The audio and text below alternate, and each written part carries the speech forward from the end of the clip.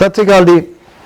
ਜਦੋਂ ਰਾਜਨੀਤੀ ਦੀ ਗੱਲ ਚੱਲਦੀ ਹੈ, ਪੰਜਾਬ ਦੀ ਰਾਜਨੀਤੀ ਦੀ ਖਾਸ ਤੌਰ ਦੇ ਉੱਤੇ ਗੱਲ ਚੱਲਦੀ ਹੈ, ਤਾਂ ਇੱਕ ਚੀਜ਼ ਦਾ ਜ਼ਿਕਰ ਆਉਂਦਾ ਜਦੋਂ ਵੀ ਕਿਤੇ ਬੈਠਦੇ ਹੋ ਤੁਸੀਂ ਕਿ ਇਹਦੇ ਵਿੱਚ ਬਹੁਤ ਕੁਝ ਚੰਦ ਚੰਗੇ ਲੋਕ ਆਉਣੇ ਚਾਹੀਦੇ ਆ। ਫਿਰ ਉਹ ਇਹਦੀ ਤਸ਼ਬੀਹ ਗਟਰ ਨਾਲ ਵੀ ਦੇਣੀ ਸ਼ੁਰੂ ਕਰ ਦਿੰਦੇ ਵੀ ਆਪਾਂ ਜੇ ਸਾਫ਼ ਕਰਨਾ ਤੇ ਵਿੱਚ ਵੜਨਾ ਪਊਗਾ।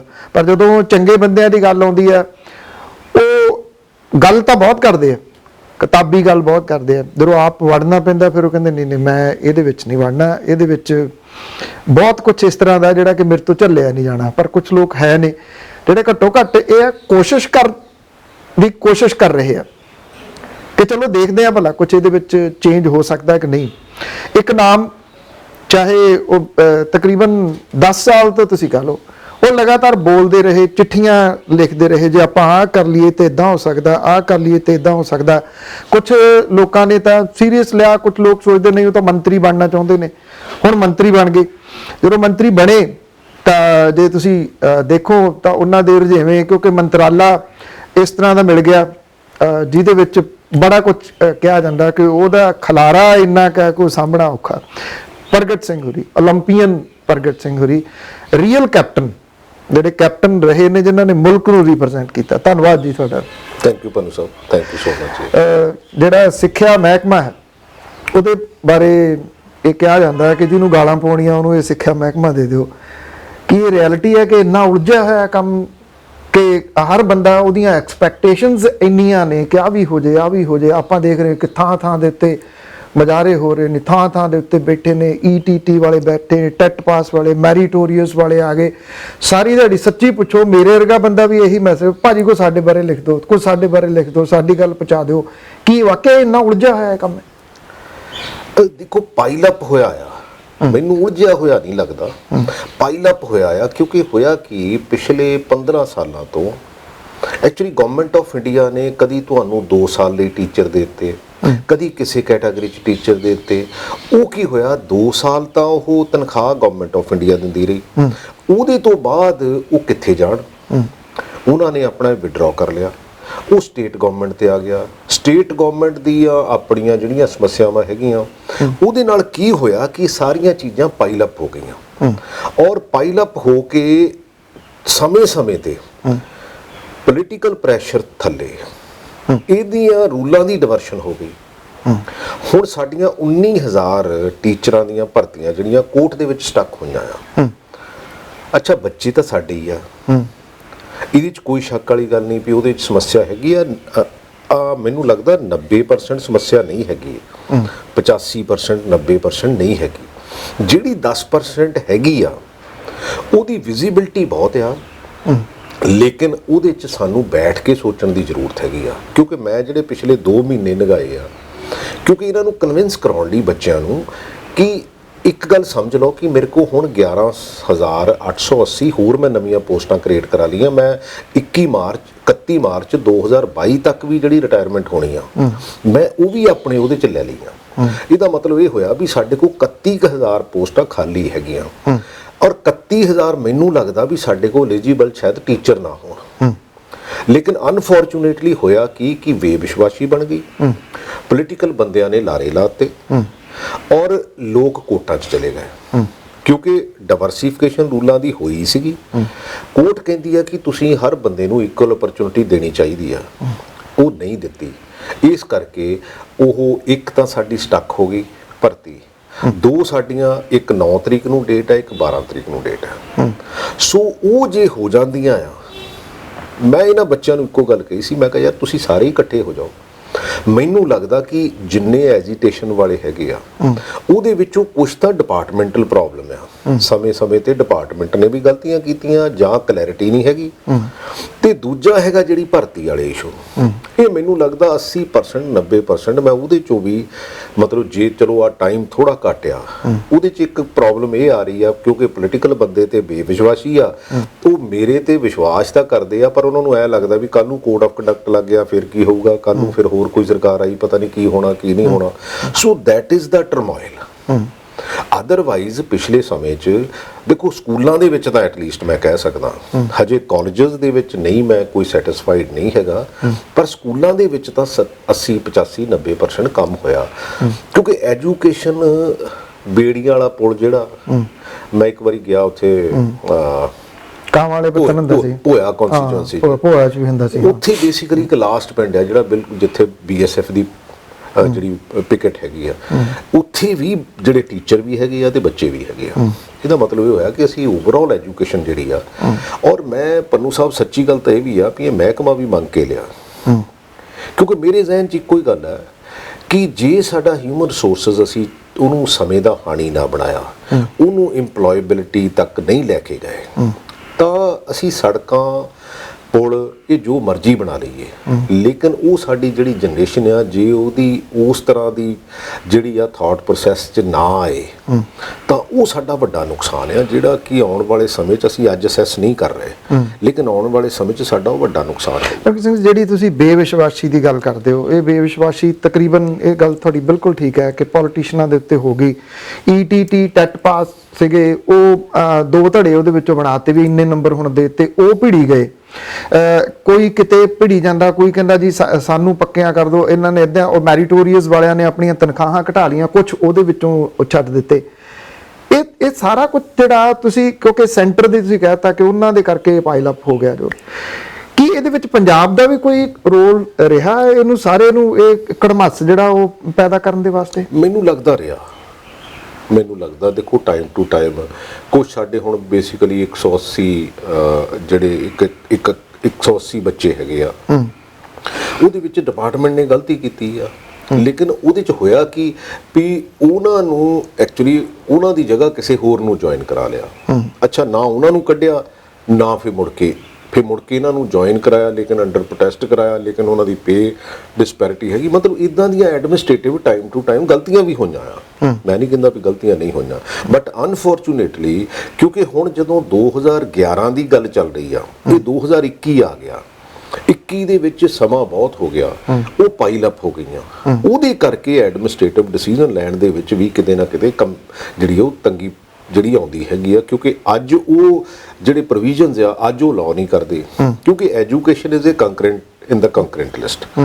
ਅੱਛਾ, ਜਿਹੜੀਆਂ ਗਵਰਨਮੈਂਟ ਆਫ ਇੰਡੀਆ ਦੀਆਂ ਗਾਈਡਲਾਈਨਸ ਆ ਉਹ ਕੁਝ ਹੋਰ ਕਹਿੰਦੀਆਂ। ਜਦੋਂ ਅਸੀਂ ਥੋੜੀ ਵੀ ਡਿਵਰਸੀਫਿਕੇਸ਼ਨ ਕਰਦੇ ਆ, ਹੁਣ ਮੰਨ ਲਓ ਟੈਟ ਵਾਲੇ ਆ ਤੇ B.Ed ਵਾਲੇ ਆ, ਅੱਛਾ ਜਿਹੜੀ ਟੈਟ ਵਾਲੇ ਆ ਉਹ ਕਹਿੰਦੇ ਜੀ ਇਦਾਂ ਹੋਣਾ ਚਾਹੀਦਾ, B.Ed ਵਾਲੇ ਕਹਿੰਦੇ ਇਦਾਂ ਹੋਣਾ ਚਾਹੀਦਾ, ਇਹਨਾਂ ਦੀ ਆਪਸ ਵਿੱਚ ਕਨਫਲਿਕਸ਼ਨ ਬੜੀ ਹੈਗੀ ਆ। ਉਹ ਕਿਹਨੇ ਖੜੀ ਕੀਤੀ?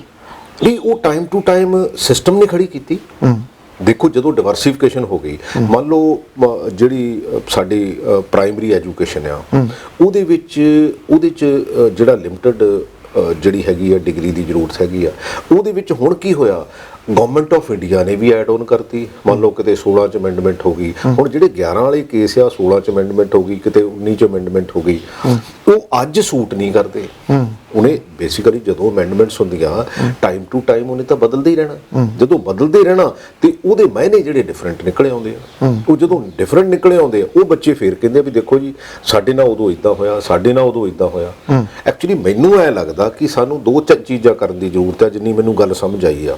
ਇੱਕ ਤਾਂ ਇਹ ਜਿਹੜਾ 31,000 ਹੈ, ਇਹਦੀ ਅੱਜ ਦੇ ਜੋ ਲੇਟੈਸਟ ਰੂਲ ਹੈਗੇ ਆ ਉਹਦੇ ਮੁਤਾਬਕ ਭਰਤੀ, ਔਰ ਦੂਜਾ ਇਹ ਆ ਕਿ ਉਹ ਬੱਚੇ ਜਿਹੜੇ ਉਦੋਂ ਵੀ ਐਲੀਜੀਬਲ ਸੀ ਉਹਨਾਂ ਨੂੰ ਏਜ ਰਿਲੈਕਸੇਸ਼ਨ, ਕਿਉਂਕਿ ਉਹਨਾਂ ਦਾ ਜਿਹੜੀ ਗ੍ਰੀਵੈਂਸ ਹੈ ਵੀ ਅਸੀਂ ਓਵਰਏਜ ਹੋ ਜਾਵਾਂਗੇ। ਇਹ ਦੋ ਚੀਜ਼ਾਂ ਜੇ ਇਹ ਸਾਰੇ ਜਣੇ ਇਕੱਠੇ ਹੋ ਕੇ ਸਾਨੂੰ ਅਲਾਉ ਕਰ ਦੇਣ ਤੇ ਮੈਨੂੰ ਲੱਗਦਾ ਕਿ ਇਹ 2-3-4 ਮਹੀਨਿਆਂ ਤੱਕ, ਮਤਲਬ ਮੈਂ ਤਾਂ ਨਹੀਂ ਕਹਿੰਦਾ ਵੀ ਓਵਰਨਾਈਟ ਤਾਂ ਨਹੀਂ ਹੋ ਸਕਦੀ, ਕਿਉਂਕਿ ਜੇ 31,000 ਦੀ ਭਰਤੀ ਹੈਗੀ ਆ ਤਾਂ ਉਹਦੇ ਵਿੱਚ ਅਲੱਗ-ਅਲੱਗ ਕੈਟਾਗਰੀਜ਼ ਵੀ ਹੈਗੀਆਂ, ਕਿਉਂਕਿ ਕੰਡਕਟ ਕਰਾਉਣ ਨੂੰ ਵੀ ਸਮਾਂ ਲੱਗੂਗਾ, ਸਾਰੇ ਕਾਸੇ ਨੂੰ ਸਮਾਂ ਲੱਗੂ, ਬਟ ਇਟ ਇਜ਼ ਡੂਏਬਲ।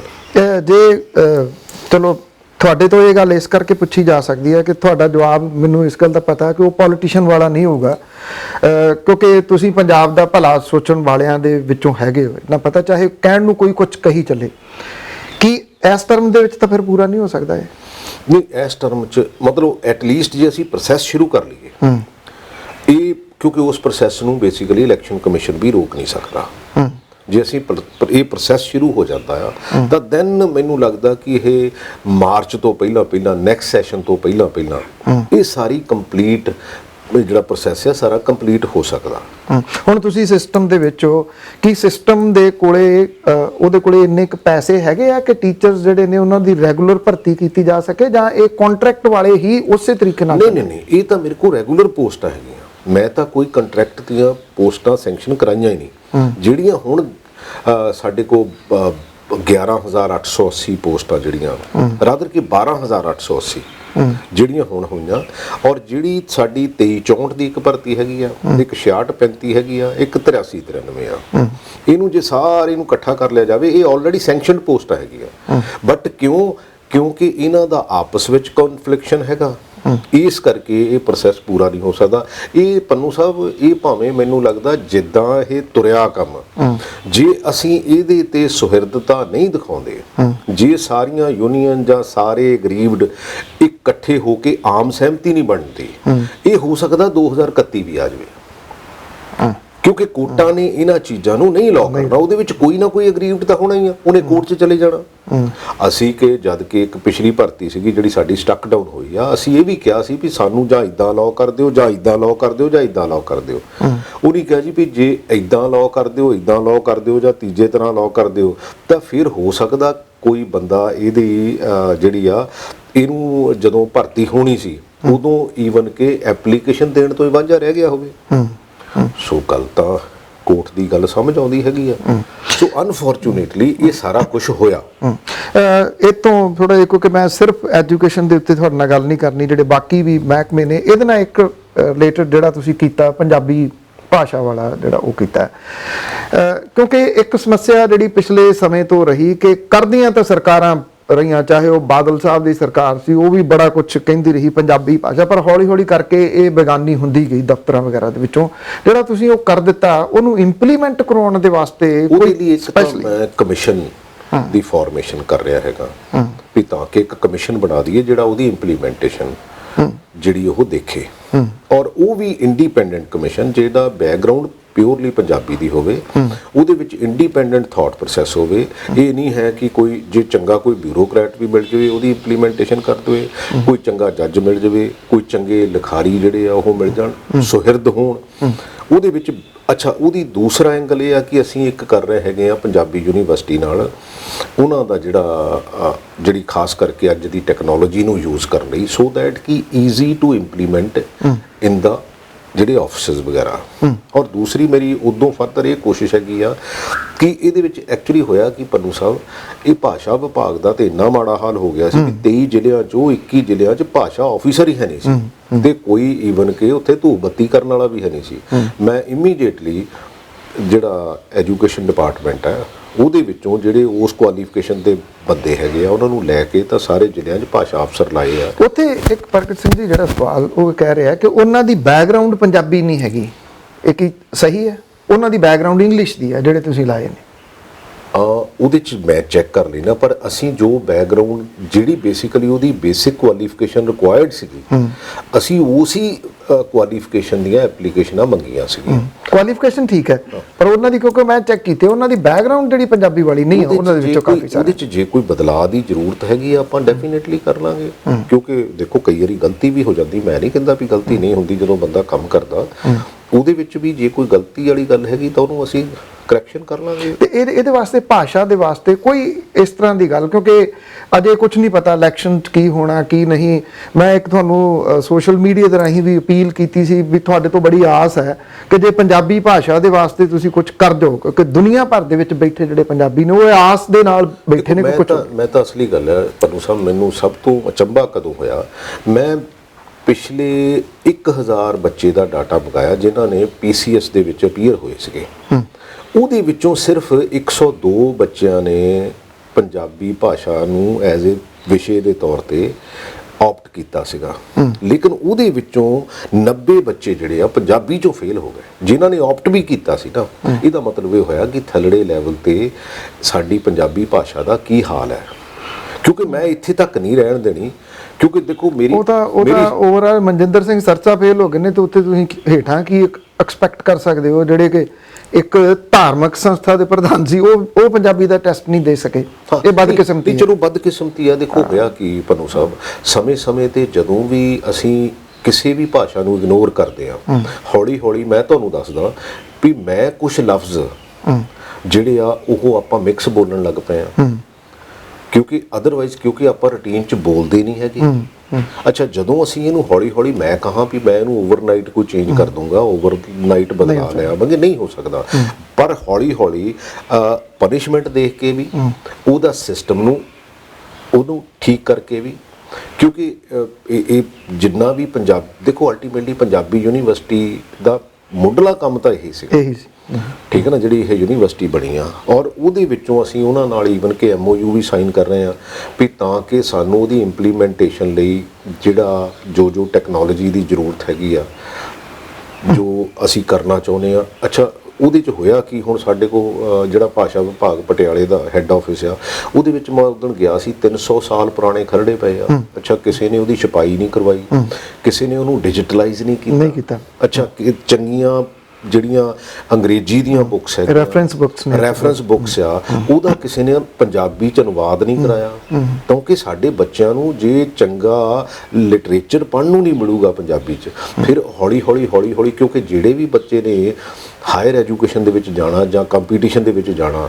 ਜੇ ਪੰਜਾਬੀ ਦੇ ਵਿੱਚ ਉਹਦੇ ਕੋਲ ਚੰਗੀਆਂ ਬੁੱਕਸ ਨਹੀਂ ਹੋਣਗੀਆਂ ਤਾਂ ਫਿਰ ਉਹ ਅਲਟੀਮੇਟਲੀ ਆਪਣੇ ਆਪ ਨੂੰ ਹੈਂਡੀਕੈਪ ਫੀਲ ਕਰਦਾ ਵੀ ਯਾਰ ਮੈਂ ਚੰਗਾ ਪੜ੍ਹ ਕੇ ਨਹੀਂ ਚੱਲਿਆ। ਸੋ ਭਾਸ਼ਾ ਵਿਭਾਗ ਦਾ ਉਹਦਾ ਚੇਂਜ ਕਰਨ ਦੇ ਵਾਸਤੇ ਮੈਂ ਇਹ ਤਾਂ ਨਹੀਂ ਕਹਿੰਦਾ ਕਿ ਕਾਇਆ ਕਲਪ ਹੋ ਜਾਊਗਾ, ਤਾਂ ਉਹਦੇ ਵਾਸਤੇ ਕੁਝ ਨਾ ਕੁਝ ਪ੍ਰੋਗਰਾਮ ਹੈ ਨੇ। ਹਾਂ, ਡੈਫੀਨੇਟਲੀ। ਇੱਕ ਤਾਂ ਅਸੀਂ ਕਮਿਸ਼ਨ ਬਣਾ ਰਹੇ ਉਹਦੀ ਇੰਪਲੀਮੈਂਟੇਸ਼ਨ ਲਈ, ਇੱਕ ਅਸੀਂ ਬੇਸਿਕਲੀ ਜੋ ਉਹਨੂੰ ਜਿਹੜੀ ਉਹਦੀ ਛਪਾਈ ਕਰਵਾ ਕੇ ਜੋ ਉਹਦਾ ਡਿਜੀਟਲਾਈਜੇਸ਼ਨ ਆ, ਤਾਂ ਕਿ ਬੱਚਿਆਂ ਨੂੰ ਆਨਲਾਈਨ ਇਹ ਸਾਰਾ ਕੁਝ ਰੈਫਰੈਂਸ ਲਈ ਮਿਲੇ ਤਾਂ ਸਹੀ, ਫੇਰ ਹੀ ਬੱਚਿਆਂ ਨੂੰ ਆਪਾਂ ਕਵਾਂਗੇ। ਕੁਝ ਇਸ ਤਰ੍ਹਾਂ ਦਾ ਕਰੋਗੇ ਕਿ ਚਾਹੇ ਤੁਸੀਂ ਇਸ ਅਹੁਦੇ ਦੇ ਉੱਤੇ ਨਾ ਵੀ ਰਹੋ ਤੇ ਉਹ ਬਦਲ ਨਾ ਸਕੇ ਕੁਝ? ਨਹੀਂ, ਜਿਹੜਾ ਤਾਂ ਮੈਂ ਇਸ ਮਤਲਬ ਇਸ ਟਨਿਓਰ ਤੋਂ ਪਹਿਲਾਂ ਮੇਰੀ ਕੋਸ਼ਿਸ਼ ਇਹ ਹੈਗੀ ਆ ਕਿ ਜਿਹੜਾ ਕਮਿਸ਼ਨ ਹੈ ਉਹ ਬਣ ਜਾਵੇ। ਮੈਂ ਇਹਨਾਂ ਨੂੰ ਇੱਕੋ ਗੱਲ ਕਹੀ ਆ ਕਿ ਉਹਦੇ ਵਿੱਚ ਇਹਨੂੰ ਸਰਕਾਰੀ ਕਮਿਸ਼ਨ ਨਾ ਰਹਿਣ ਦਿਓ ਇਹਨੂੰ, ਕਿਉਂਕਿ ਅਲਟੀਮੇਟਲੀ ਤਾਂ ਮੈਂ ਦੇਖਿਆ ਜਿਹੜੇ ਮਰਜ਼ੀ ਤੁਸੀਂ ਰੂਲ ਬਣਾ ਲਓ, ਪਰ ਜੇ ਉੱਥੇ ਬੰਦਾ ਹੈਗਾ ਤੇ ਉਹ ਰੂਲ ਹੈਗੇ ਆ, ਜੇ ਬੰਦਾ ਨਹੀਂ ਹੈਗਾ ਤਾਂ ਰੂਲ ਹੈ ਨਹੀਂ ਗੇ। ਸੋ ਸਾਨੂੰ ਸਾਰਿਆਂ ਨੂੰ ਸੁਹਿਰਦ ਹੋਣ ਦੀ ਜ਼ਰੂਰਤ ਹੈ, ਜਿੰਨੀਆਂ ਵੀ ਆਰਗੇਨਾਈਜੇਸ਼ਨਸ ਹੈਗੀਆਂ, ਚਾਹੇ ਉਹ SGPC ਆ, ਚਾਹੇ ਉਹ ਜਿਹੜੇ ਵੀ ਲੈਵਲ ਤੇ ਅਸੀਂ ਇਹਨੂੰ ਪ੍ਰਮੋਟ ਕਰ ਸਕਦੇ ਹਾਂ। ਪਰ ਇੰਨਾ ਜ਼ਰੂਰ ਹੈ ਵੀ ਜਿੰਨੇ ਪ੍ਰਾਈਵੇਟ ਸਕੂਲ ਆ, ਕਈ ਵਾਰੀ ਕੀ ਹੁੰਦਾ ਪ੍ਰਾਈਵੇਟ ਸਕੂਲਾਂ ਦੇ ਵਿੱਚ ਤਾਂ ਇੱਥੋਂ ਤੱਕ ਵੀ ਆ ਕਿ ਜੇ ਪੰਜਾਬੀ ਤੁਸੀਂ ਬੋਲਦੇ ਆ ਸਕੂਲ ਦੇ ਵਿੱਚ ਤਾਂ ਕਿਤੇ ਨਾ ਕਿਤੇ ਉਹ ਇਹ ਮਹਿਸੂਸ ਤੁਹਾਨੂੰ ਕਰਾਉਂਦੇ ਆ ਵੀ ਸ਼ਾਇਦ ਤੁਸੀਂ ਕਿਸੇ ਪਾਸਿਓਂ ਕਮਜ਼ੋਰ ਆ। ਇਹ ਬੱਚਿਆਂ ਦੇ ਵਿੱਚ ਇਦਾਂ ਦੀ ਹੀਣ ਭਾਵਨਾ ਨਹੀਂ ਆਉਣ ਦੇਣੀ ਚਾਹੀਦੀ, ਔਰ ਨਾ ਮੈਂ ਆਉਣ ਦੇਣੀ ਆ, ਕਿਉਂਕਿ ਜੇ ਕੋਈ ਇਦਾਂ ਦਾ ਕਰੂਗਾ ਵੀ, ਮੈਂ ਇਸ ਕਰਕੇ ਕਹਿ ਰਿਹਾ ਕਿ ਇਹ ਜੇ ਅਸੀਂ ਇਹ ਛੱਡ ਹੀ ਗਏ ਸਾਰਾ ਕੁਝ, ਫਿਰ ਐਂਡ ਆਫ ਦਾ ਡੇ ਤਾਂ ਹੌਲੀ ਹੌਲੀ ਇਹ ਮੁੱਕ ਜਾਊਗਾ ਕੰਮ। ਜੇ ਭਾਸ਼ਾ ਮੁੱਕ ਗਈ, ਸਾਡੀ ਮਾਂ ਬੋਲੀ ਮੁੱਕ ਗਈ, ਤਾਂ ਫਿਰ ਬਹੁਤ ਚੀਜ਼ਾਂ ਇਹਦੇ ਨਾਲ ਮੁੱਕ ਜਾਣਗੀਆਂ। ਦੂਜਾ ਜਿਹੜਾ ਮਹਿਕਮਾ ਤੁਹਾਡੇ ਕੋਲੇ ਉਹ ਹੈਗਾ NRIs ਦਾ, ਜਿਹੜੇ ਪ੍ਰਵਾਸੀ ਪੰਜਾਬੀਆਂ ਦਾ। ਪ੍ਰਗਟ ਸਿੰਘ ਜੀ, ਇਹ ਤੁਸੀਂ ਵੀ ਜਾਣਦੇ, ਤੁਹਾਡਾ ਡਾਇਰੈਕਟ ਲਿੰਕ ਵੀ ਉਹਨਾਂ ਦੇ ਨਾਲ ਹੈਗਾ, ਉਹ ਚਾਹੇ ਪਰਿਵਾਰਕ ਤੌਰ ਦੇ ਉੱਤੇ ਹੈ ਚਾਹੇ ਦੂਸਰਾ ਹੈ। ਉਹ ਪਤਾ ਨਹੀਂ ਕਿਉਂ ਉਹਨਾਂ ਦੀਆਂ ਐਕਸਪੈਕਟੇਸ਼ਨਸ ਲਗਭਗ ਸਮਾਪਤ ਹੋ ਗਈਆਂ। ਉਹ ਬੜੀ ਤੇਜ਼ੀ ਦੇ ਨਾਲ ਇੱਥੋਂ ਵੇਚ ਵੱਟ ਕੇ ਚਲੇ ਜਾਣਾ ਚਾਹੁੰਦੇ ਆ। ਬੱਚੇ ਸਾਡੇ ਬੜੀ ਤੇਜ਼ੀ ਨਾਲ ਜਾ ਰਹੇ, ਉਹਨਾਂ ਦੇ ਪੇਰੈਂਟਸ ਗਾਂ ਚਲੇ ਜਾਣੇ ਆ। ਤੁਸੀਂ ਇਹ ਕਦੀ ਇਹਦੇ ਉੱਤੇ ਸੋਚਿਆ ਕਿ ਉਹਨਾਂ ਨੂੰ ਕਿਸੇ ਤਰੀਕੇ ਦੇ ਨਾਲ ਉਹਨਾਂ ਨੂੰ ਥੋੜਾ ਇਹ ਕਿਹਾ ਜਾਵੇ ਵੀ ਕੋਈ ਗੱਲ ਨਹੀਂ, ਜੋ ਹੋ ਗਿਆ ਪਿਛਲੇ ਸਮੇਂ ਦੇ ਵਿੱਚ, ਤੁਸੀਂ ਇਹ ਜੜ੍ਹਾਂ ਨਾ ਛੱਡੋ ਆਪਣੀਆਂ? ਦੇਖੋ ਪੰਨੂ ਸਾਹਿਬ, ਦੇਖੋ ਤੁਸੀਂ ਵੀ ਬਹੁਤ NRIs ਨਾਲ ਤੁਹਾਡਾ ਵਾਹ ਵਾਸਤਾ ਹੈਗਾ, ਮੇਰਾ ਵੀ ਚਲੋ ਖਿਡਾਰੀ ਕਰਕੇ ਵੀ, ਅਦਰਵਾਈਜ਼ ਵੀ ਚਲੋ ਹੈਗਾ। ਐਕਚੁਅਲੀ ਅਸਲੀ ਗੱਲ ਹੋਈ, ਉਹਨਾਂ ਦੀ ਜਿਹੜੀ ਤੀਜੀ ਜਨਰੇਸ਼ਨ ਲਗਭਗ ਜਿਹੜੀ ਹੋ ਗਈ, ਉਹਨਾਂ ਦਾ ਵਿਸ਼ਵਾਸ ਇੱਥੇ ਵਾਲੇ ਸਿਸਟਮ ਤੋਂ ਟੁੱਟ ਗਿਆ। ਉਹਦਾ ਕਾਰਨ ਇਹ ਹੈ ਕਿ ਉਹਨਾਂ ਦਾ ਹੀ ਕੋਈ ਨਾ ਕੋਈ ਰਿਸ਼ਤੇਦਾਰ, ਭੂਆ, ਫੁੱਫੜ, ਚਾਚਾ, ਤਾਇਆ, ਚਾਚੀ, ਤਾਈ, ਭੈਣ, ਭਰਾ, ਜੋ ਉਹਨਾਂ ਦੀ ਪ੍ਰਾਪਰਟੀ ਦਾ ਐਂਗਲ ਸੀ, ਉਹ ਕਿਤੇ ਨਾ ਕਿਤੇ ਉਹਦੇ ਵਿੱਚ ਮੈਨੂਪੂਲੇਸ਼ਨ ਹੋਈ। ਉਹਦੇ ਤੋਂ ਉਹ ਇਨਸਿਕਿਉਰ ਹੋ ਗਏ।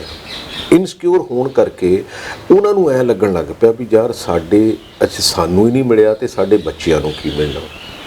ਉਹਦੇ ਲਈ ਕਿਉਂਕਿ ਕਿਉਂਕਿ ਰੈਵਨਿਊ ਡਿਪਾਰਟਮੈਂਟ ਦੇ ਨਾਲ ਕਈ ਚੀਜ਼ਾਂ ਜਿਹੜੀਆਂ ਕਲੱਬ ਹੁੰਦੀਆਂ, ਪਰ ਉਹਦੇ ਲਈ ਵੀ ਅਸੀਂ ਅਮੈਂਡਮੈਂਟਸ ਬੇਸਿਕਲੀ ਉਹਦੇ ਲਈ ਮੈਂ ਜਿਹੜੇ ਅਲੱਗ-ਅਲੱਗ ਮਹਿਕਮੇ ਹੈਗੇ ਆ। ਦੂਸਰਾ ਹੈਗਾ ਪੁਲਿਸ ਦਾ ਵਿਸ਼ਵਾਸ, ਕਿਉਂਕਿ ਬਾਹਰੋਂ ਜਦੋਂ NRI ਆਉਂਦਾ ਉਹਨੂੰ ਇੱਕ ਥਾਣੇਦਾਰ ਤੇ ਇੱਕ ਪਟਵਾਰੀ, ਉਹਦਾ 2 ਬੰਦਿਆਂ ਨਾਲ ਕੰਮ ਹੁੰਦਾ ਤੇ 2 ਬੰਦੇ ਉਹਨੂੰ ਪੈਸੇ ਲੈਣ ਤੋਂ ਬਿਨਾਂ ਉਹ ਕੰਮ ਨਹੀਂ।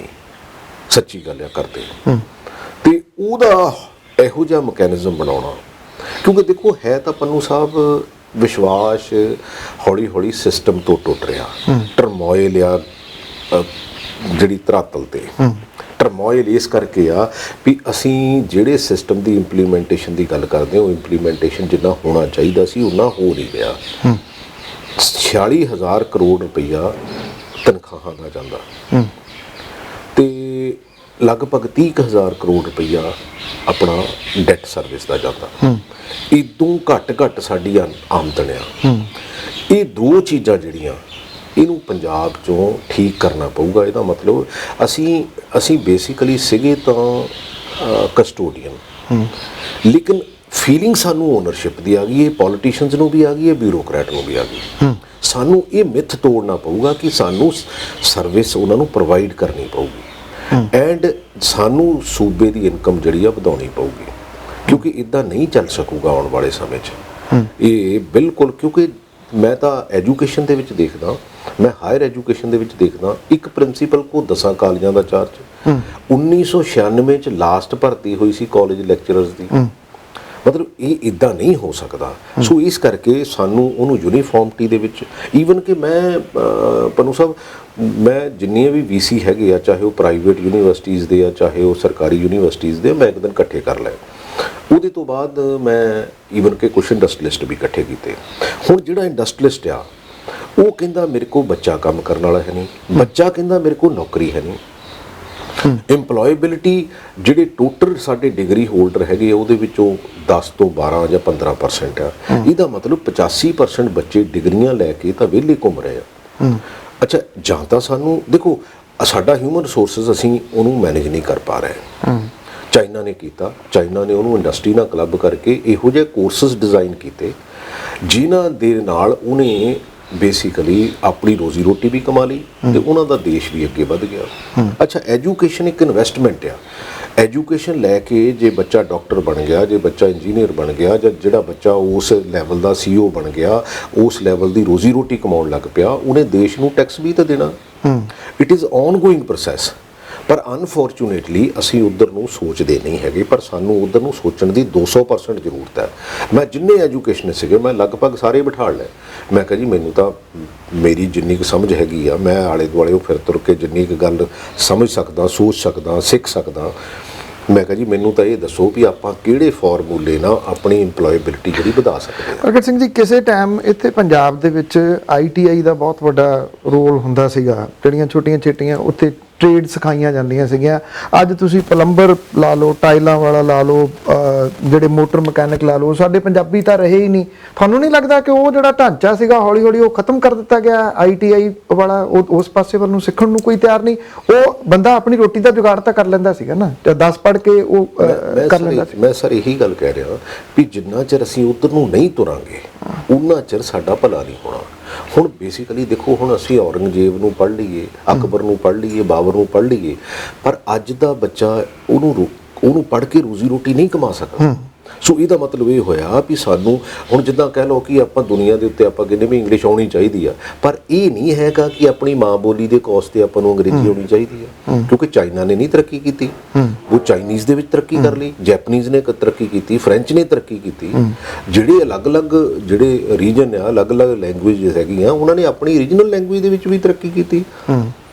ਇਹ ਤਾਂ ਨਹੀਂ ਹੈਗਾ ਕਿ ਅਸੀਂ ਆਪਣੀ ਬੇਸਿਕਲੀ ਹੁਣ ਮੰਨ ਲਓ ਐਜੂਕੇਸ਼ਨ ਹੀ ਆ, ਹਾਇਰ ਐਜੂਕੇਸ਼ਨ ਤੇ ਸਕੂਲ ਐਜੂਕੇਸ਼ਨ। ਫਿਰ ਮੈਂ ਜਦੋਂ ਇਹਨਾਂ ਨੂੰ ਕੰਪੇਅਰ ਕੀਤਾ, ਉਹ ਕਹਿੰਦੇ ਆ ਵੀ ਸਾਨੂੰ ਬੱਚਿਆਂ ਦਾ ਐਕਚੁਅਲ ਆਹ ਲੈਵਲ ਚਾਹੀਦਾ, ਪਰ ਸਾਨੂੰ ਸਕੂਲਾਂ ਦੇ ਵਿੱਚੋਂ ਉਹ ਲੈਵਲ ਨਹੀਂ ਮਿਲ ਰਿਹਾ ਜਿਹੜਾ ਲੈਵਲ ਉਹਨਾਂ ਦਾ ਜਿਹੜਾ ਜਦੋਂ ਹਾਇਰ ਐਜੂਕੇਸ਼ਨ ਲਈ ਆਉਂਦੇ ਆ ਤੇ ਹੋਣਾ ਚਾਹੀਦਾ। ਇਹਦਾ ਮਤਲਬ ਸਾਨੂੰ ਉਹਦੇ ਵਿੱਚ ਵੀ ਡਿਜ਼ਾਈਨ ਦੇ ਵਿੱਚ ਕਿਤੇ ਨਾ ਕਿਤੇ ਕਰਿਕੂਲਮ ਦੇ ਵਿੱਚ ਬਦਲਾਅ ਦੀ ਜ਼ਰੂਰਤ ਹੈਗੀ ਆ। ਸੋ ਮੈਂ ਲਿਆ ਤਾਂ ਇਸੇ ਕਰਕੇ ਹੀ ਆ। ਇਹ ਠੀਕ ਆ ਵੀ ਧਰਨੇ ਮੁਜ਼ਾਹਰੇ ਬਹੁਤ ਹੈ, ਕਈ ਵਾਰੀ ਬੱਚਿਆਂ ਨੂੰ ਹੈਂਡਲ ਕਰਨਾ ਵੀ ਔਖਾ ਹੋ ਜਾਂਦਾ, ਬਟ ਮੈਂ ਸਮਝਦਾ ਕਿ ਦੇਖੋ ਅਨਇੰਪਲੋਇਮੈਂਟ ਹੈਗੀ ਆ, ਬੱਚਿਆਂ ਦਾ ਕਸੂਰ ਨਹੀਂ ਹੈਗਾ, ਕਸੂਰ ਸਾਡੇ ਸਿਸਟਮ ਦਾ। ਪਰ ਜਿਹੜੀ ਗੱਲ ਤੁਸੀਂ ਉਹ NRIs ਵਾਲੀ ਕੀਤੀ ਸੀਗੀ, ਪਟਵਾਰੀ ਤੇ ਥਾਣੇਦਾਰ ਹੀ ਟਿਕਣ ਨਹੀਂ ਦਿੰਦੇ, ਕੁਝ ਉਹਦੇ ਵਾਸਤੇ ਕੀਤਾ ਗਿਆ ਕਿ ਉਹਦੇ ਵਿੱਚ ਦੇਖੋ ਕੰਪਲੇਂਟਸ ਕਿਤੇ ਸੁਣੀਆਂ ਜਾਣ ਕਿਤੇ? ਉਹਦੇ ਵਿੱਚ ਬੇਸਿਕਲੀ ਅਸੀਂ ਇੱਕ ਪੋਰਟਲ ਬਣਾ ਰਹੇ ਹੈਗੇ ਆ ਇੱਕ ਪੋਰਟਲ ਤਾਂ ਅਸੀਂ ਇਹ ਬਣਾਇਆ ਵੀ ਅਸੀਂ ਕਿਹਾ ਯਾਰ ਇੱਕ 24 ਘੰਟੇ ਦਾ ਇੱਕ, ਕਿਉਂਕਿ ਮੰਨ ਲਓ ਕਿਸੇ ਪ੍ਰੋਬਲਮ ਕਿਸੇ ਨੂੰ ਆ ਗਈ 에ਅਰਪੋਰਟ ਤੇ, ਕਮ ਸੇ ਕਮ ਉਹਦੇ ਕੋਲੇ ਸਾਰਾ ਨੰਬਰ ਤਾਂ ਹੋਵੇ ਨਾ ਕਿ 24 ਘੰਟੇ ਬੰਦਾ, ਕਿਉਂਕਿ ਕੰਮ ਭਾਵੇਂ ਥੋੜਾ ਜਿਹਾ ਹੀ ਹੁੰਦਾ ਪਰ NRI ਘਾਬਰ ਜਾਂਦਾ। ਸੋ ਇਹ ਛੋਟੀਆਂ ਚੀਜ਼ਾਂ ਤਾਂ, ਪਰ ਜਿਹੜੀਆਂ ਇਹਦੀਆਂ ਲਾਰਜਰ ਇੰਟਰਸਟ ਆ, ਲਾਰਜਰ ਇੰਟਰਸਟ ਤਾਂ ਪਨੂੰ ਸਾਹਿਬ ਇਹ ਆ ਕਿ ਜਿੰਨਾ ਚਿਰ 5-7-10 ਹਜ਼ਾਰ ਬੰਦਾ ਡਿਸਮਿਸ ਨਾ ਕੀਤਾ ਗਿਆ, ਸਾਨੂੰ ਆਪਣੇ ਆਪ ਨੂੰ ਕਲੀਨ ਨਾ ਕੀਤਾ ਗਿਆ, ਕਿਉਂਕਿ ਚੈਰਿਟੀ ਬਿਗਨਸ ਐਟ ਹੋਮ। ਕਿਉਂਕਿ ਇਹ ਨਹੀਂ ਹੋ ਸਕਦਾ ਵੀ ਆਪਾਂ ਕਹੀਏ ਹਲਵਾਈ ਨੂੰ ਕਹੀਏ ਵੀ ਤੂੰ ਹੁਣ ਲੱਡੂ ਗਿਣ ਕੇ ਰੱਖਣੇ ਆ। ਪੰਜਾਬ ਦੀ ਪੋਲਿਟਿਕਸ ਇਸ ਤਰ੍ਹਾਂ ਦੀ ਹੈਗੀ ਕਿ ਤੁਹਾਨੂੰ ਕਰਨ ਦਿਓ ਤਾਂ ਰਾਤ ਨੂੰ ਤੁਹਾਨੂੰ ਵੀ ਧਮਕੀ ਦੇ ਦਿੰਦੇ ਆ।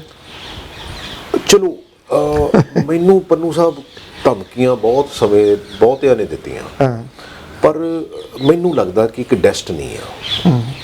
ਸ਼ਾਇਦ ਮੇਰੇ ਵਰਗਾ ਬੰਦਾ ਇਸ ਲੈਵਲ ਤੋਂ ਉੱਠ ਕੇ ਇਸ ਲੈਵਲ ਤੱਕ ਪਹੁੰਚ ਜਾਣਾ ਉਹ ਇੱਕ ਡੈਸਟਨੀ ਮੰਨਦਾ। ਮੈਨੂੰ ਤਾਂ ਇਹ ਲੱਗਦਾ ਹੁੰਦਾ ਵੀ ਯਾਰ ਕਰਮ ਕਰ, ਬਾਕੀ ਉਹਦੇ ਤੇ ਛੱਡ ਦੇ। ਕਿਉਂਕਿ ਜੇ ਕਰਮ ਕਰਾਂਗੇ ਤੇ ਮੈਨੂੰ ਲੱਗਦਾ ਕਿ ਮੈਂ, ਕਿਉਂਕਿ ਹਮੇਸ਼ਾ ਅੱਧਾ ਗਲਾਸ ਭਰਿਆ ਹੋਇਆ ਦੇਖਦਾ, ਅੱਧਾ ਖਾਲੀ। ਇਹ ਸਿਸਟਮ ਇਸ ਤਰ੍ਹਾਂ ਦਾ ਹੈ ਪ੍ਰਗਟ ਸਿੰਘ ਜੀ। ਵੈਸੇ ਮੈਨੂੰ ਪਤਾ ਜਿਹੜਾ ਇੱਕ ਖਿਡਾਰੀ ਹੁੰਦਾ ਨਾ ਜੀ, ਉਹਦੀ ਜਿਹੜੀ ਮੈਂਟਲ ਸਿਚੁਏਸ਼ਨ ਆ ਉਹ ਆਮ ਬੰਦੇ ਨਾਲੋਂ ਬਹੁਤ ਜ਼ਿਆਦਾ ਸਟਰੋਂਗ ਹੁੰਦੀ ਹੈ। ਉਹ ਬਹੁਤ ਜ਼ਿਆਦਾ ਇਸ ਪੱਖ ਹੁੰਦਾ ਵੀ ਹਾਰਦਾ ਨਹੀਂ ਛੇਤੀ। ਪ੍ਰਗਟ ਸਿੰਘ ਹੋਰੀ ਇਸ ਢਾਂਚੇ ਦੇ ਵਿੱਚ ਆ ਕੇ ਕਿਤੇ ਉਹ ਇਸ ਢਾਂਚੇ ਵਰਗੇ ਤਾਂ ਨਹੀਂ ਹੋ ਜਾਣਗੇ ਤੇ ਲੜਾਈ ਛੱਡ ਤਾਂ ਨਹੀਂ ਦੇਣਗੇ? ਨਹੀਂ ਦੇਖੋ, ਹੁਣ ਤਾਂ ਕੀ ਛੱਡਣੀ ਆ, ਕਿਉਂਕਿ ਹੁਣ ਤਾਂ ਮੈਨੂੰ ਐ ਲੱਗਦਾ ਕਿ ਰੋਜ਼ੀ ਰੋਟੀ ਕਮਾ ਲਈ ਆ, ਨਿਆਣੇ ਲਗਭਗ ਪੜ੍ਹਾ ਲਏ ਆ, ਇੱਕ ਵਿਆਹ ਲਿਆ, ਇੱਕ ਵਿਆਹ ਨਾ ਗਿਆ, ਮਾਂ ਪਿਓ ਦੀ ਦਵਾਈ ਜੋਗੇ ਪੈਸੇ ਹੈਗੇ ਆ, ਘਰ ਘੁਰ ਹੈਗਾ ਆ, ਆਉਣ ਜਾਣ ਲਈ ਗੱਡੀ ਗੁੱਡੀ ਹੈਗੀ। ਮੈਨੂੰ ਲੱਗਦਾ ਇਹ ਤੋਂ ਵੱਧ ਮੈਨੂੰ ਤਾਂ ਪੰਨੂ ਸਾਹਿਬ ਇਹ ਨਹੀਂ ਅੱਜ ਤੱਕ ਪਤਾ ਲੱਗਿਆ ਬੰਦੇ ਨੂੰ ਜੀਣ ਲਈ ਪੈਸੇ ਕਿੰਨੇ ਚਾਹੀਦੇ। ਅੱਛਾ, ਮੈਂ ਇਸ ਆਪਣੀ ਟੋਟਲ ਲਾਈਫ ਦੇ ਵਿੱਚ ਗਰੀਬ ਬੰਦਿਆਂ ਨੂੰ ਵੀ ਬਹੁਤ ਦੇਖਿਆ, ਅਮੀਰ ਨੂੰ ਵੀ ਬਹੁਤ ਦੇਖਿਆ। ਜਿਹੜੀ ਖੁਸ਼ੀ ਤੇ ਸੈਟਿਸਫੈਕਸ਼ਨ ਆ ਇਹ ਇਕੱਲੇ ਪੈਸਿਆਂ ਨਾਲ ਨਹੀਂ ਆਉਂਦੀ। ਇਹ ਤਾਂ ਸੈਟਿਸਫੈਕਸ਼ਨ ਹਰ ਬੰਦੇ ਦਾ ਇੱਕ ਉਹ ਮਾਨਸਿਕ ਪੱਧਰ ਆ ਜਿਹਦੇ ਤੇ ਤੁਹਾਨੂੰ ਸੈਟਿਸਫੈਕਸ਼ਨ ਆਉਂਦੀ ਹੈ। ਮੈਨੂੰ ਐ ਲੱਗਦਾ ਹੁੰਦਾ ਵੀ ਯਾਰ ਜੇ ਕਿਸੇ ਲਈ ਕੁਝ ਸ਼ਾਮ ਤੱਕ ਕਰ ਦਿਓ, ਜਾਣੇ ਅਣਜਾਣੇ 'ਚ ਕੋਈ ਗਲਤੀ ਨਾ ਹੋ ਜਾਵੇ, ਪਰ ਆਪਣੀ ਜਿੰਨੀ ਕੁ ਹੈਸੀਅਤ ਆ, ਆਪਣੀ ਜਿੰਨੀ ਕੁ ਸਮਝ ਆ, ਉਹਦੇ ਮੁਤਾਬਕ ਠੀਕ ਕਰ ਦਿਓ। ਬਾਕੀ ਕਿਉਂਕਿ ਬਹੁਤੀਆਂ ਚੀਜ਼ਾਂ ਤੁਹਾਡੇ ਕਈ ਵਾਰੀ ਕੰਟਰੋਲ 'ਚ ਨਹੀਂ ਹੁੰਦੀਆਂ। 8-10 ਹਜ਼ਾਰ ਬੰਦੇ ਨੂੰ ਤੁਸੀਂ ਕਹਿੰਦੇ ਹੋ ਕਿ ਉਹਨੂੰ ਸਸਪੈਂਡ ਕਰਨਾ ਪਊਗਾ, ਉਹਨੂੰ ਸਾਈਡ ਤੇ ਕਰਨਾ ਪਊਗਾ। ਇਹ ਢਾਂਚਾ, ਇਹ ਸਿਸਟਮ, ਇਹ ਪ੍ਰਗਟ ਸਿੰਘ ਹੋਰਾਂ ਨੂੰ ਅਲਾਓ ਕਰੂਗਾ ਕਿ ਉਹ ਕਰ ਸਕਣ, ਇੰਡੀਪੈਂਡੈਂਟ ਹੋ ਕੇ ਕਰ ਸਕਣ? ਸਰ ਇਹ ਆ ਦੇਖੋ, 46,000 ਕਰੋੜ ਰੁਪਈਆ, ਮੈਂ ਨਹੀਂ ਕਹਿੰਦਾ ਸਾਰੇ EMPLOYE ਨਹੀਂ ਇੱਕੋ ਜਿਹੇ, ਕੰਮ ਕਰਨ ਵਾਲੇ ਵੀ ਹੈਗੇ ਆ, ਮਿਹਨਤੀ ਵੀ ਬਹੁਤ ਆ, ਸਾਡੇ ਟੀਚਰ ਮਿਹਨਤੀ ਵੀ ਬਹੁਤ ਆ। ਟੀਚਰਸ ਨੇ ਆਪਣੇ ਕੋਲੋਂ ਵੀ ਕਈ ਵਾਰੀ ਪੈਸੇ ਖਰਚ ਕੇ ਸਕੂਲਾਂ ਨੂੰ ਲਾਏ, ਰੰਗ ਰੋਗਨ ਤੱਕ ਕਰਾਇਆ। NRIs ਨੇ ਸਾਡਾ ਬਹੁਤ ਸਾਥ ਦਿੱਤਾ, ਪਿੰਡਾਂ ਦੀਆਂ ਪੰਚਾਇਤਾਂ ਨੇ, ਮੋਹਤਬਰ ਬੰਦਿਆਂ ਨੇ ਸਾਡੇ ਐਜੂਕੇਸ਼ਨ ਸਿਸਟਮ ਨੂੰ ਠੀਕ ਕੀਤਾ। ਇਹ ਔਡ ਆਵਰਸ ਦੇ ਵਿੱਚ ਵੀ ਕੰਮ ਕਰਦੇ। ਦੇਖੋ ਮੈਨੂੰ ਲੱਗਦਾ ਕਿ ਜਿਹੜਾ ਟੀਚਰ ਜਿਹੜਾ ਆ ਪੇਰੈਂਟਸ ਨਾਲੋਂ ਵੀ ਵੱਧ ਜਿਹੜਾ ਆ ਉਹ ਨੇਸ਼ਨ ਬਿਲਡਅਪ ਦੇ ਵਿੱਚ ਟੀਚਰ ਦਾ ਬਹੁਤ ਵੱਡਾ ਰੋਲ ਹੈ। ਨੇਸ਼ਨ ਬਿਲਡਰ ਹੈ ਹੀ ਉਹ ਜੀ, ਹੈ ਹੀ ਉਹ, ਕੋਈ ਸ਼ੱਕ ਨਹੀਂ। ਸੋ ਉਹ ਜੇ ਬਹੁਤ ਕਿਤੇ ਨਾ ਕਿਤੇ ਉਖੜਿਆ ਰਹੂਗਾ ਤੇ ਫਿਰ ਉਹ ਜਿਹੜਾ ਪ੍ਰੋਡਕਟ ਤਿਆਰ ਕਰੂਗਾ ਉਹ ਬਹੁਤ ਜ਼ਿਆਦਾ ਚੰਗਾ ਨਹੀਂ ਕਰੂਗਾ, ਕਿਉਂਕਿ ਜੇ ਉਹ ਆਪ ਕੰਫਰਟੇਬਲ ਨਹੀਂ ਹੈ। ਸੋ ਉਹਨੂੰ ਕਿਤੇ ਨਾ ਕਿਤੇ ਜਿੰਨਾ ਕੁ ਵੀ ਵੱਧ ਤੋਂ ਵੱਧ ਹੋ ਸਕੇ ਉਹਨੂੰ ਐਡਜਸਟ ਕਰੋ ਵੀ ਉਹ ਘਰ ਤੋਂ ਬਹੁਤਾ ਦੂਰ ਨਾ ਹੋਵੇ। ਕਿਉਂਕਿ ਉਹਦੇ ਲਈ ਵੀ ਮੇਰੀ ਆਹ ਕੋਸ਼ਿਸ਼ ਵੀ ਹੈਗੀ ਆ ਵੀ ਜਿਹੜੀ ਆਹ ਭਰਤੀ ਹੋਵੇ ਉਹ ਜਿੱਥੇ ਜਿੱਥੇ ਦੀਆਂ ਪੋਸਟਾਂ ਆ ਉੱਥੇ ਦੇ ਕੈਡਰ ਦੀ ਹੋਵੇ, ਕਿਉਂਕਿ ਐਕਸਰਸਾਈਜ਼ ਤਾਂ ਇਹ ਵੱਡੀ ਆ, ਉੱਥੇ ਦੇ ਕੈਡਰ ਦੀ ਹੋਵੇ ਤਾਂ ਕਿ ਉਸ ਟੀਚਰ ਨੂੰ ਇਹ ਪਤਾ ਹੋਵੇ ਵੀ ਮੈਂ ਹੁਣ ਇਸ ਪਿੰਡ 'ਚ ਹੀ ਰਹਿਣਾ, ਭਾਵੇਂ ਉਸ ਪਿੰਡ 'ਚ ਮਕਾਨ ਬਣਾ ਲਵੇ। ਕਿਉਂਕਿ ਇਹ ਇੱਥੇ ਬਹੁਤ ਟਰਾਂਸਫਰਾਂ ਦਾ ਰੌਲਾ, ਦੂਜਾ ਰੌਲਾ, ਤੀਜਾ ਰੌਲਾ। ਦੇਖੋ ਜਿਹੜੇ ਬਾਰਡਰ ਦੇ ਪਿੰਡ ਆ ਉੱਥੇ ਵੀ ਤਾਂ ਸਾਡੇ ਬੱਚੇ ਹੀ ਆ, ਜਿਹੜੇ ਦੂਰ ਬਲਾਕਸ ਤੇ ਅਸੀਂ ਸ਼ਹਿਰਾਂ ਵੱਲ ਨੂੰ ਭੱਜੀ ਜਾਂਦੇ ਆ। ਅੱਛਾ, ਉੱਥੇ ਦਾ ਫਿਰ ਟੀਚਰ ਭਾਵੇਂ ਉਹਦੀ ਬੇਸਿਕ ਕੁਆਲੀਫਿਕੇਸ਼ਨ ਹੀ ਪੂਰੀ ਕਰਦਾ ਹੋਵੇ, ਜੇ ਫਿਰ ਉੱਥੇ ਦਾ ਟੀਚਰ ਹੀ ਹੋਵੇ ਤਾਂ ਫਿਰ ਉਹ ਬੈਟਰ ਰਿਜ਼ਲਟ ਦੇ ਸਕਦਾ। ਜੇ ਉਹ ਕੰਫਰਟੇਬਲ ਹੋਊਗਾ ਰਿਜ਼ਲਟ ਤਾਂ ਬੈਟਰ ਦਊਗਾ। ਆਈ ਹੋਪ ਕਿ ਤੁਸੀਂ ਆਪਣੇ ਮਿਸ਼ਨ ਦੇ ਵਿੱਚ ਉਸ ਤਰੀਕੇ ਨਾਲ ਸਕਸੈਸ ਹੋ ਜਿਵੇਂ ਤੁਸੀਂ 올림픽 ਤੱਕ ਪਹੁੰਚੇ ਸੀ ਪੂਰੀ ਦੀ ਪੂਰੀ ਟੀਮ ਨੂੰ ਲੈ ਕੇ। ਵਿਸ਼ ਕੇ ਇੱਕ ਇਦਾਂ ਦੀ ਟੀਮ ਵੀ ਤੁਹਾਨੂੰ ਮਿਲ ਸਕੇ, ਚਾਹੇ ਉਹ ਸੈਂਟਰ ਖੇਡ ਰਹੀ ਹੈ, ਚਾਹੇ ਫਾਰਵਰਡ ਖੇਡ ਰਹੀ ਹੈ, ਚਾਹੇ ਉਹ ਗੋਲ 'ਚ ਹੀ ਹੈ। ਦੇਖੋ ਮੇਰਾ ਤਾਂ ਜਿਹੜੇ ਇਹ ਦੋਨੇ ਤਿੰਨੇ ਮਹਿਕਮਿਆਂ ਨੂੰ ਕਲੱਬ ਕਰਨ ਦਾ ਇੱਕ ਹੋਰ ਆਈਡੀਆ ਵੀ ਸੀਗਾ, ਕਿਉਂਕਿ ਅਲਟੀਮੇਟਲੀ ਜਿਹੜੀ ਨਰੋਈ ਸੋਚ ਤੇ ਨਰੋਈ ਸਿਹਤ ਆ, ਕਿਉਂਕਿ ਅਲਟੀਮੇਟਲੀ ਖੇਡਣਾ ਵੀ ਬੱਚਿਆਂ ਨੇ ਸਕੂਲਾਂ 'ਚ ਤੇ ਕਾਲਜਾਂ 'ਚ ਆ। ਸਾਡਾ ਜਿਹੜਾ ਸਪੋਰਟਸ ਵਾਲਾ ਮਹਿਕਮਾ ਹੈਗਾ, ਕਿਉਂਕਿ ਦੇਖੋ ਚਾਈਨਾ ਨੇ ਪਿਛਲੇ 30 ਸਾਲ ਪਹਿਲਾਂ ਇਹ ਸਿਸਟਮ ਅਡਾਪਟ ਕੀਤਾ ਸੀ। ਮੈਂ ਕਿਹਾ ਅਸੀਂ ਅੱਜ ਹੀ ਕਰ ਲਈਏ। ਮੈਂ ਤਾਂ ਈਵਨ ਕਿ ਸਾਊਥ ਅਫਰੀਕਾ ਦੇ ਕੁਝ ਫਿਜ਼ੀਕਲ ਟ੍ਰੇਨਰਸ ਹੈਗੇ ਆ ਜਿਹੜੇ ਦੁਨੀਆ ਦੇ ਉੱਤੇ ਬੇਸਿਕਲੀ ਮਤਲਬ ਸਭ ਤੋਂ ਵਧੀਆ ਫਿਜ਼ੀਕਲ ਟ੍ਰੇਨਰਸ ਉੱਥੇ ਦੇ ਆ। ਅੱਛਾ, ਜਿਹੜਾ ਬੱਚਾ 0 ਤੋਂ ਲੈ ਕੇ 8 ਸਾਲ ਤੱਕ ਆ, ਉਹਦੇ ਜਿਹੜੇ ਫਿਜ਼ੀਕਲ ਤੇ ਮੈਂਟਲ ਪੈਰਾਮੀਟਰ ਆ ਉਹਨੂੰ ਫਿਕਸ ਕੀਤਾ ਜਾ ਸਕਦਾ। ਉਹਦੇ ਤੋਂ ਬਾਅਦ ਮਾਈਨਰ ਚੇਂਜਸ ਹੁੰਦੀਆਂ। ਸੋ ਮੈਂ ਉਹ 2000 ਫਿਜ਼ੀਕਲ ਐਜੂਕੇਸ਼ਨ ਟੀਚਰਾਂ ਦੀ ਉੱਥੇ ਕਰਾਈ ਹੈਗੀ ਤਾਂ ਕਿ ਉਹਨਾਂ ਨੂੰ 500 ਦੇ ਬੈਚ 'ਚ ਟ੍ਰੇਨ ਕਰਕੇ ਸਾਡੇ ਬੱਚਿਆਂ ਨੂੰ ਉਹੋ ਜਿਹਾ ਥਾਟ ਪ੍ਰੋਸੈਸ ਤੇ ਉਹੋ ਜਿਹਾ ਫਿਜ਼ੀਕਲ ਐਕਟੀਵਿਟੀ ਦਿੱਤੀ ਜਾਵੇ ਤਾਂ ਕਿ ਉਹ ਅਲਟੀਮੇਟਲੀ। ਔਰ ਚਾਈਨਾ ਨੇ ਕੀ ਕੀਤਾ, ਪਿਛਲੇ 30 ਸਾਲਾਂ ਦੇ ਵਿੱਚ ਚਾਈਨਾ ਦੀ ਨੇਸ਼ਨ ਦੀ 2.5 ਇੰਚ ਹਾਈਟ ਇਨਕਰੀਜ਼ ਹੋ ਗਈ ਕਿ ਥੱਲੇ ਬੇਸ ਉਹਦਾ ਵੱਡਾ। ਅੱਛਾ, ਉਹਦੇ ਨਾਲ ਸਾਨੂੰ ਦੋ ਫਾਇਦੇ ਹੋਣਗੇ। ਸਾਡਾ ਬੱਚਾ ਜੇ ਫਿਜ਼ੀਕਲੀ ਤਕੜਾ ਹੋਊਗਾ, ਸਾਡਾ ਬੱਚਾ ਜੇ ਉਸ ਲੈਵਲ ਦੇ ਸਿਸਟਮ 'ਚ ਪੈ ਜਾਊਗਾ ਤੇ ਉਹ ਡਰੱਗ ਤੋਂ ਆਟੋਮੈਟਿਕਲੀ ਦੂਰ ਚਲੇ ਜਾਊਗਾ। ਇਹ ਸਾਰੀ ਦੁਨੀਆ ਤੋਂ ਹੋਇਆ, ਮੈਂ ਕੋਈ ਅਲੱਗ ਨਹੀਂ ਕਰਦਾ, ਪਰ ਮੈਂ ਕੋਸ਼ਿਸ਼ ਇਹਨੂੰ ਕਰਦਾ ਵੀ ਇਹ ਕਿਸੇ ਨਾ ਕਿਸੇ ਤਰ੍ਹਾਂ ਇੱਧਰ ਨੂੰ ਇਹ ਚੜ੍ਹ ਜਾਵੇ। ਚੜ੍ਹ ਕੇ ਤਾਂ ਫਿਰ ਅਸੀਂ ਪੰਜਾਬ ਨੂੰ ਉਸ ਦਿੱਖ 'ਚ ਲੈ ਕੇ ਜਾਈਏ। ਇਹ ਠੀਕ ਆ ਵੀ ਇਹਦੇ ਜਿਹੜੇ ਫਾਈਨੈਂਸ਼ੀਅਲ ਐਂਗਲਸ ਹੈਗੇ ਆ ਉਹਦੇ ਲਈ ਵੀ ਪੂਰਤੀ ਲਈ ਬਹੁਤ ਕੁਝ ਕਰਨਾ ਪਊਗਾ। ਮੈਨੂੰ ਅੱਜ 1000 ਕਰੋੜ ਰੁਪਈਆ ਚਾਹੀਦਾ, ਜਿਹੜਾ ਕਿ ਸ਼ਾਇਦ ਸਾਡਾ ਫਾਈਨਾਂਸ ਡਿਪਾਰਟਮੈਂਟ ਉਸ ਗੱਲ ਦੀ ਸਪੋਰਟ ਸ਼ਾਇਦ ਨਹੀਂ ਕਰ ਸਕਦਾ ਕਿਉਂਕਿ ਅਲਟੀਮੇਟਲੀ ਉਹਨਾਂ ਦੀਆਂ ਵੀ ਲਿਮਿਟੇਸ਼ਨਸ ਆ। ਇਹਦਾ ਮਤਲਬ ਸਾਨੂੰ ਰੈਵਨਿਊ ਹੋਰ ਜਿਹੜੇ ਆ ਜਨਰੇਟ ਕਰਨੇ ਪੈਣਗੇ from different angle. So corruption ਨੂੰ ਨੱਥ ਪਾਉਣੀ ਪਊਗੀ। ਇਹ ਸਾਰੀਆਂ ਚੀਜ਼ਾਂ ਜਿਹੜੀਆਂ ਇੱਕ ਓਵਰਆਲ ਪਿਕਚਰ ਦੇ ਵਿੱਚ ਲੈ ਕੇ ਆਉਣੀਆਂ ਪੈਣਗੀਆਂ। ਬਹੁਤ ਬਹੁਤ ਮਿਹਰਬਾਨੀ, ਧੰਨਵਾਦ। ਜਿਹੜੇ ਤੁਸੀਂ ਸੁਪਨੇ ਲੈ ਰਹੇ ਹੋ, ਸੁਪਨੇ ਲੈਣੇ ਬੜੇ ਜ਼ਰੂਰੀ ਹੈ। ਉਹ ਸੁਪਨੇ ਲਓਗੇ ਤੇ ਤਾਂ ਹੀ ਉਹ ਪੂਰੇ ਹੋਣਗੇ।